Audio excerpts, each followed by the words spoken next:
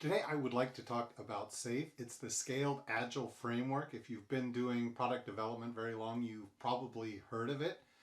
It is a successful approach to doing Agile, kind of Scrum, at a really large scale, and as is inevitable. When something becomes successful, there's a huge backlash against it. I would like to tell you just a little bit about my experience with it and what I think of a lot of the criticism today. So I became a certified program consultant, I think it is, several years ago in 2018. I didn't maintain my certification because my clients just weren't adopting SAFe wholesale. I'll come back to what I've seen in terms of adoption, but there were things I really liked about it. I didn't expect it to acknowledge the role of the product manager the way it did. It seemed to address this relationship between a product manager and a product owner. It broaches this concept of a solution, maybe this big thing that you're developing, and I've done a lot of work around this idea of solution management. I'll put a link to a white paper in the comments where I can.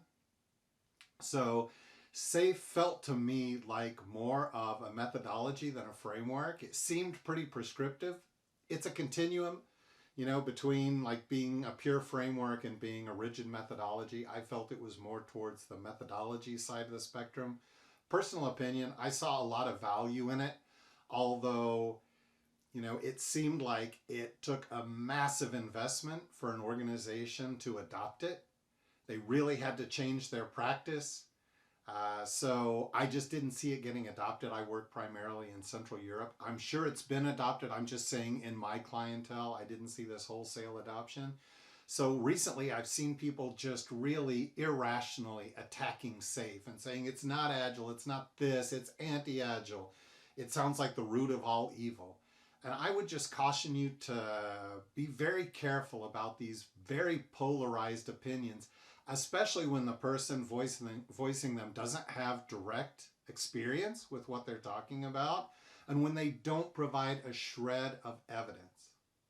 So like anything else, Agile itself, Scrum itself, you can implement it poorly. There are going to be people that criticize it. That's healthy when it's done in a productive way.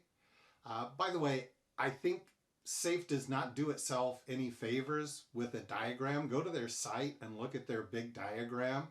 I think that freaks a lot of people out. It is complex. I think people assume that's supposed to be some kind of explainer graphic. I don't think it is. I think it's like an infographic for people who know SAFe to remind them of its breadth.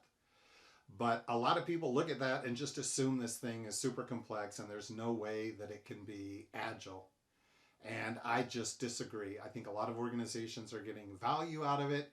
How many of those are like market-facing product companies? I can't tell you. They have a lot of case studies. There have been organizations that have gotten value. There have been organizations that have publicly adopted it and then decided it wasn't for them. It didn't work for them.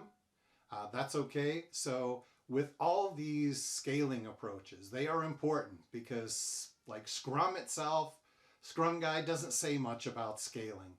It's a framework. When complexity comes up, there's a lot of hand waving that, hey, we're just a framework. But if you're doing a project where there may be 10, 15 teams of 10 trying to develop something, you are going to have to adopt some type of scaling approach.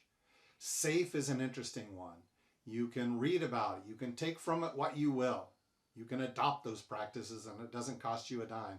There's Scrum at Scale. There's some other methodologies you can look into, and you should, but be very careful about this irrational backlash by people who have never really done SAFe. Hope that was helpful.